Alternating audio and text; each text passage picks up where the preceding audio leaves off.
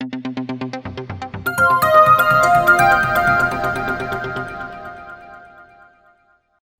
वालेकुम दोस्तों, मैं हूं ताहा नसीम और आप मेरे साथ देख रहे हैं टीएन अरब हिंदी न्यूज। मैं आप लोगों के लिए लेके आया हूं सऊदी अरब से जुड़ी कुछ खास और जरूरी खबरें हमारे सभी गैर मुल्की भाइयों के लिए जो सऊदी अरब के अंदर टैक्सी ड्राइवर हैं। उनके लिए आज एक बहुत जरूरी जानकारी आ रही है। इसके अलावा इकामा को लेकर बड़ी अपडेट आई है। हालांकि ये पुराना कानून है, लेकिन इसके बारे में बहुत लोगों को नहीं पता होता, तो इस खबर के बारे में भी बात करेंगे। और भी खबरें आ रही हैं, तो सभी खबरों के बारे में विस्तार से बात करेंगे। आप लोगों से गुजारिश है, वीडियो में शुरू से लेकर आखिर तक बने रहें ताकि सही जानकारी आपको मिल पाए। और चैनल पर नए हैं तो चैनल को सब्सक्राइब करना ना भूलें। तो चलिए खबरों की शुरुआत करते हैं। पहली खबर की शुरुआत करते हैं इकामा की अपडेट को लेकर। जवाजात के ट्विटर अकाउंट पे एक शख्स ने सवाल पूछा है और उस शख्स ने सवाल में ये लिखा है कि मेरा जो इकामा है उसके ऊपर फोटो मुझे तब्दील करवानी है, बदलवानी है, तो इसका क्या प्रोसीजर है और इसके लिए क्या क्या रूल्स सऊदी अरब के अंदर है। तो इसके जवाब में जवाजात ने लिखा है कि किसी भी शख्स का जो इकामा के ऊपर फोटो होता है वह बदलवाने के लिए सही रीजन होना अनिवार्य है। यानी कि वह फोटो आप क्यों बदलवाना चाहते हैं, आपके फेस के ऊपर कोई तब्दीली तो नहीं आई है।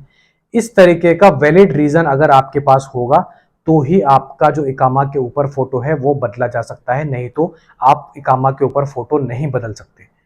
मजीद जानकारी देते हुए जवाजात ने कहा है कि अगर आपको अपने इकामा के ऊपर फोटो तब्दील करवाना है तो सबसे पहले आपको अपने पासपोर्ट के ऊपर फोटो अपडेट करवाना होगा, यानी कि पासपोर्ट के ऊपर जो फोटो है उसको चेंज करवाना होगा।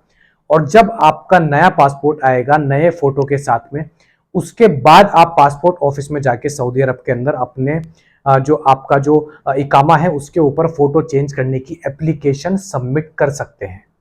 मैं आपको बता दूं, किसी भी गैर मुल्की को यह इजाजत नहीं होती कि वह सऊदी अरब के किसी भी गवर्नमेंट ऑफिस में खुद जा सके और अपनी प्रॉब्लम वहां बता सके या कोई भी काम खुद जाके वहां पर करवा सके। इस तरीके की इजाजत किसी भी गैर मुल्की को नहीं होती। मिसाल के तौर पर अगर मुझे अपना इकामा में कुछ चेंज करवाना, वो डेट ऑफ बर्थ हो या फिर फोटो हो, तो मैं अपने कफील को बोलूंगा और मेरा कफील एक एप्लीकेशन लिखेगा और पास के जवाजात ऑफिस में वह एप्लीकेशन सबमिट करेगा। एप्लीकेशन सबमिट करने के बाद में उसको एक अपॉइंटमेंट मिलेगा जवाजात ऑफिस की तरफ से। जिस डेट का वो अपॉइंटमेंट होगा उस डेट पे जाकर उसको जवाजात ऑफिस में वहां के ऑफिसर से मुलाकात करनी है और वहां फिर अपने बंदे की यानी कि मेरी परेशानी बतानी है कि फला की ये चीज जो है तब्दील होनी है। उसके बाद वह पूरे मामले को देखते हुए इसके ऊपर कोई एक्शन लेते हैं। तो अगर इकामा के ऊपर फोटो बदलवानी है तो सबसे पहले आपको अपने पासपोर्ट के ऊपर फोटो बदलवानी होगी और इकामा के ऊपर बदलवाने के लिए कोई वैलिड रीजन आपको देना होगा, यानी कि आपके इकामा के ऊपर जो फोटो है और आपका जो रियल फेस है उसमें कोई ज़्यादा बदलाव नहीं नजर आते ऑफिसर्स को, तो वह आपके इकामा की फोटो नहीं बदलते हैं। अगली एक और खबर हमारे पास में आ रही है जवाजात के ट्विटर अकाउंट से ही।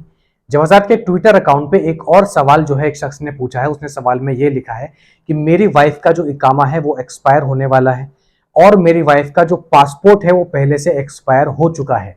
तो इकामा रिन्यू कराने के लिए मैं अगर अपनी वाइफ का पासपोर्ट रिन्यू कराता हूं तो इतने समय में मेरी वाइफ की जो वीजा है वो एक्सपायर हो जाएगी, उसके बाद फाइन लग जाएगा। तो इस हालत में मुझे क्या करना चाहिए, कैसे मेरी वाइफ का जो इकामा है वो रिन्यू हो सकता है। इसके जवाब में जवाजात ने लिखा है कि जो शख्स फैमिली का हेड होता है, यानी कि आपने अगर अपनी फैमिली को अपने इकामा के ऊपर बुलवाया हुआ है, तो आपका जो इकामा है, आपका जो पासपोर्ट है वो अप टू डेट होना चाहिए। यानी कि आपका इकामा एक्सपायर नहीं होना चाहिए और आपका पासपोर्ट एक्सपायर नहीं होना चाहिए।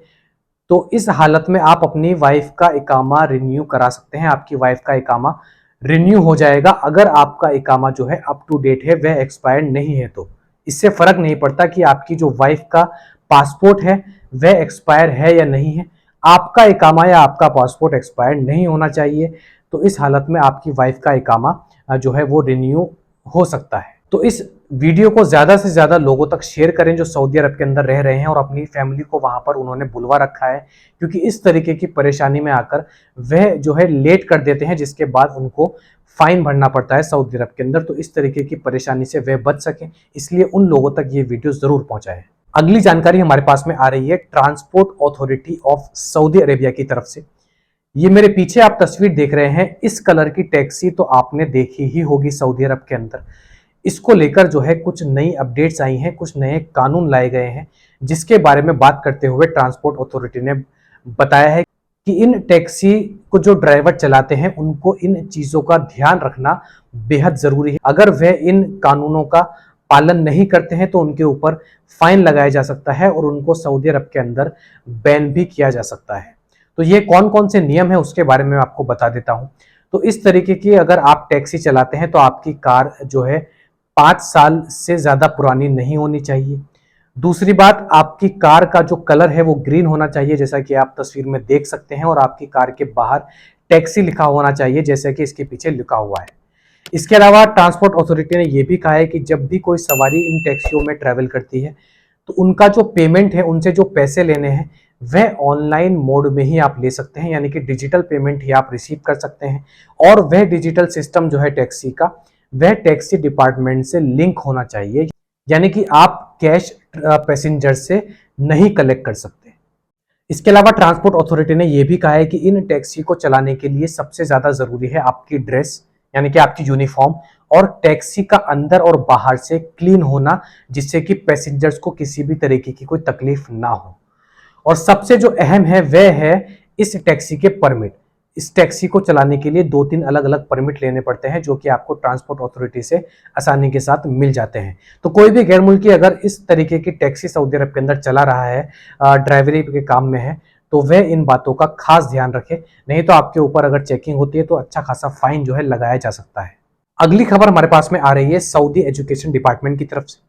लेसन वेबसाइट के मुताबिक सऊदी एजुकेशन डिपार्टमेंट ने सऊदी अरब के अंदर एक नया कैंपेन चलाया है, जिसमें होता यह है कि सऊदी अरब के अलग अलग इलाकों में अडल्ट स्कूल खोले गए हैं, जिसमें सारे ही ओल्ड एज लोगों को एडमिशन दिए जा रहे हैं और उनकी पढ़ाई मुकम्मल कराई जा रही है।